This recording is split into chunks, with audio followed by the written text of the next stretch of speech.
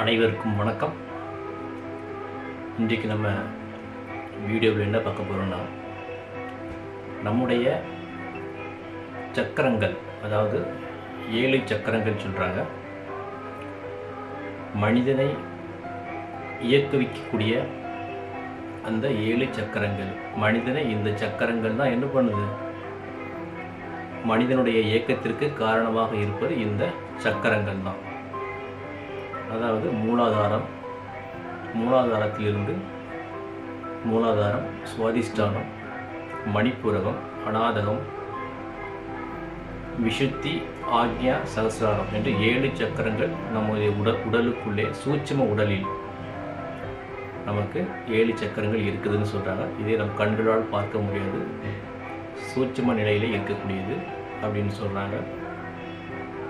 இந்த சக்கரங்கள்லாம் என்ன, நமக்குள்ள ஒரு சக்கரம் மாதிரி இருக்குதா அப்படின்னு நினச்சிங்கன்னா அப்படி இல்லை. நரம்புகள் நம்ம உடம்பில் பார்த்திங்கன்னா மொத்தம் 72,000 நாடி நரம்புகள் இருக்குதுன்னு சொல்கிறாங்க.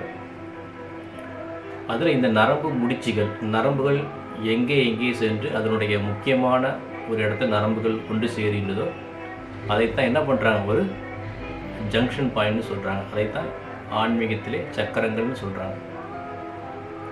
இப்போது எலக்ட்ரிசிட்டி, கரண்ட் சப்ளைக்கு தேவை வயர்கள் நிறைய இடம் போகுது, நிறைய வயர் போயிட்டுருக்கு. அந்த அனைத்து வயர்களும் சென்று இணையக்கூடிய ஒரு ஜங்ஷன் பிளேஸ் இருக்கும், ஜங்ஷன் பாயிண்ட். அங்கே தான், அந்த இடத்தில் சென்று தான் அனைத்து வயர்களும் லிங்க் ஆகும். அதே போல் நம்முடைய 72,000 நாடி நரம்புகள் உடம்பு உச்சி முதல் பாதம் வரை பரவி இருக்குது. அந்த 72,000 நாடி நரம்புகளும் பார்த்திங்கன்னா நம்முடைய உடலிலே ஒரு 7 முக்கிய இடங்களில் ஒன்று சேர்ந்து குவிந்து ஒரு ஜங்ஷன் பாயிண்ட் போல் இணைந்து இருக்குது. மொத்தம் ஞானிகள்லாம் என்ன சொல்கிறாங்கன்னா, மொத்தம் 112 சக்கரங்கள் இருக்குதுன்னு சொல்கிறாங்க. அவர்களுடைய அனுபவத்திலே 112 சக்கரங்கள் இருக்குதுன்னு சொல்கிறாங்க.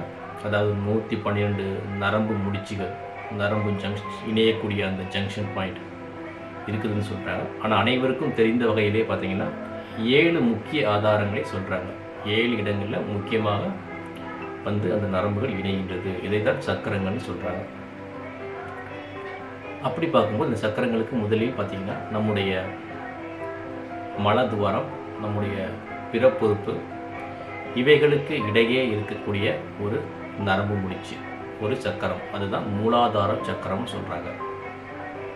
அதற்கு மேலே நாபிக்கு, தொப்புளுக்கு கீழே 1 இன்ச் கீழே பார்த்தீங்கன்னா அடுத்த நிலை சக்கரமான சுவாதிஷ்டான சக்கரம் இருக்குதுன்னு சொல்கிறாங்க. அதுக்கு அடுத்து பார்த்திங்கன்னா நம்முடைய தொப்புள் பகுதியிலே பார்த்திங்கன்னா நம்முடைய மணிப்புரக சக்கரம் இருக்குது. அதற்கு மேலே நம்முடைய நெஞ்சுக்குழியில் பார்த்திங்கன்னா அநாதக சக்கரம் இருக்குதுன்னு சொல்கிறாங்க. அதற்கு மேலே நம்முடைய தொண்டை குழியில் பார்த்திங்கன்னா விஷுத்தி சக்கரம் அப்படின்னு சொல்கிறாங்க. அதற்கு மேலே நம்முடைய பூர்வ மத்தியில் என்ன சக்கரம் இருக்குதுன்னு சொல்கிறாங்க, ஆக்ஞா சக்கரம் இருக்குதுன்னு சொல்கிறாங்க. அதற்கு மேலே நம்முடைய உச்சந்தலையில் பார்த்திங்கன்னா என்ன இருக்குது, சகஸ்ரார சக்கரம் இருக்குதுன்னு சொல்கிறாங்க. அதுக்கு மேலே சூட்சும வடிவிலே 2 சக்கரங்கள் இருக்குதுன்னு வேற சொல்கிறாங்க. அப்போ அனைவரும் இந்த 7 சக்கரங்களை தான் முக்கியமாக குறிப்பிடுறாங்க. அப்போ இந்த 7 சக்கரங்கள் பார்த்திங்கன்னா ஒவ்வொரு மனிதன் எந்த சக்கரத்தில் ஒரு மனிதனுக்கு அதிகம் வேலை செய்கின்றதோ அவர்கள் அந்த சக்கரங்களுக்கு ஏற்ற குணாதிசயம் படைத்தவர்களாக இருப்பாங்க.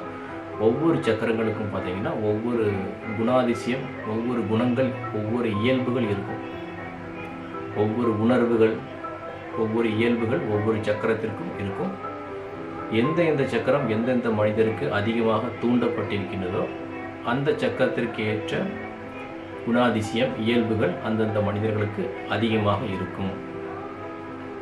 ஒருவருக்கு மூலாதார சக்கரம் அதிகமாக ஆக்டிவேஷனில் இருந்துச்சுன்னா அவர் சாப்பிடுவதிலையும் தூங்குவதிலேயும் அதிகமாக ஈடுபாடு இருக்கும். இவ்வாறு ஒவ்வொரு சக்கரங்களுக்கும் ஒவ்வொரு விதமான இயல்புகள், குணாதிசயங்கள் இருக்கும். அவருடைய செயல்பாடுகளும் அந்த சக்கரத்திற்கு ஏற்ற கூட செயல்பாடுகளும் இருக்கும். அப்போ இந்த சக்கரங்கள் இந்த பிரபஞ்சம் முழுவதும் பார்த்திங்கன்னா சக்திகளால் ஆக்கப்பட்டது. அனைத்துமே சக்திகள் தான்.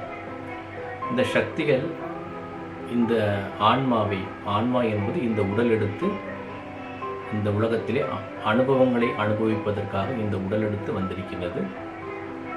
ஓகே, அந்த அனுபவங்களை இந்த ஆன்மா எப்படி பெறுகின்றது? உடல் மூலமாக பெறுகின்றது. உடலிலே எதன் மூலமாக பெறுகின்றது அப்படின்னு பார்த்தீங்கன்னா, இந்த சக்திகள், இந்த சக்கரங்களின் மூலமாக இந்த பிரபஞ்சம் முழுவதும் பரவி இருக்கக்கூடிய இந்த சக்திகள் நம்முடைய உடலிலே இருக்கக்கூடிய இந்த சக்கரங்களின் வாயிலாக என்ன பண்ணுது? வாழ்க்கையினை, அந்த அனுபவங்களை கொடுத்து இந்த ஆன்மாவிற்கு ஞானத்தை கொடுக்கின்றது. அப்போ இந்த சக்திகள் இந்த ஆன்மாவை எப்படி தொடர்பு கொள்ளுது பார்த்தீங்கன்னா, இந்த சக்திகள் இந்த உடலிலே இருக்கக்கூடிய அந்த சக்கரங்களின் மூலமாக நாம் இந்த சக்திகளை அனுபவித்து கொண்டிருக்கிறோம். அதாவது இந்த ஆன்மாவாகிய நாம், உயிராகிய நாம், இந்த பிரபஞ்சத்திலே பரவி இருக்கக்கூடிய சக்திகளை இந்த சக்கரத்தின் மூலமாக நாம் உள்வாங்கி நாம் அந்த அனுபவங்களை பெற்றுக்கொண்டு வாழ்க்கையினை வாழ்ந்து கொண்டிருக்கின்றோம்.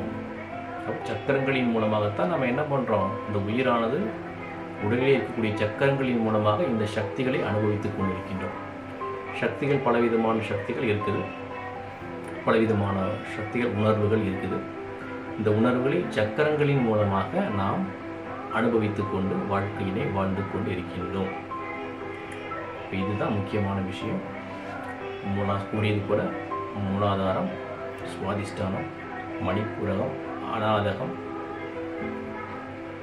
விசுத்தி, ஆக்னி, சகசாரம், 7 சக்கரங்கள் முக்கியமான சக்கரங்களாக கருதப்படுகிறது. ஓகேங்களா? மீண்டும் நம்ம அடுத்தடுத்த வீடியோக்களில் ஒவ்வொரு சக்கரத்தினுடைய அந்த குணாதிசயங்களை நாம் பார்ப்போம். அடுத்து வரக்கூடிய வீடியோக்களில் அந்த மூலாதார சக்கரத்தினுடைய சக்கரம் தூண்டப்பட்டிருந்தால் அதனுடைய நம்முடைய குணநலன்கள், பழக்க வழக்கங்கள், இயல்புகள் எப்படி இருக்கும் என்பதை நம்ம அடுத்தடுத்த வீடியோக்களில் பார்க்கலாம். அனைவருக்கும் நன்றி. அனைவருக்கும் இனிய மாலை வணக்கங்கள்.